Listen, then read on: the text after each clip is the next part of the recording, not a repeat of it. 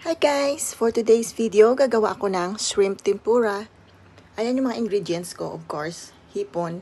At saka wag niyong kalimutang i-save yung tail niya kasi gagawin natin siyang handle yan mamaya. Ayan na nga guys, i-mix natin yung mga ingredients.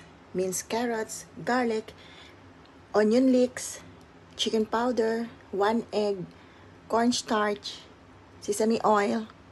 Halo-haloin lang natin siya lahat. At pagkatapos, gagawin natin siyang balls, of course, diba? Ayan, nilagay ko na yung tail niya para handle yan mamaya. Tsaka lagyan ng breadcrumbs. At ayan guys, nakagawa ako ng 17 pieces. Napanood ko lang din ito guys sa isang content creator at ginaya ko. At success naman. Ayan, magpa-fry na tayo. Slow fire lang guys kasi madali siyang masunog. Ayan guys, ang ganda. At saka ang sarap niya. Promise. Ayan, tadan!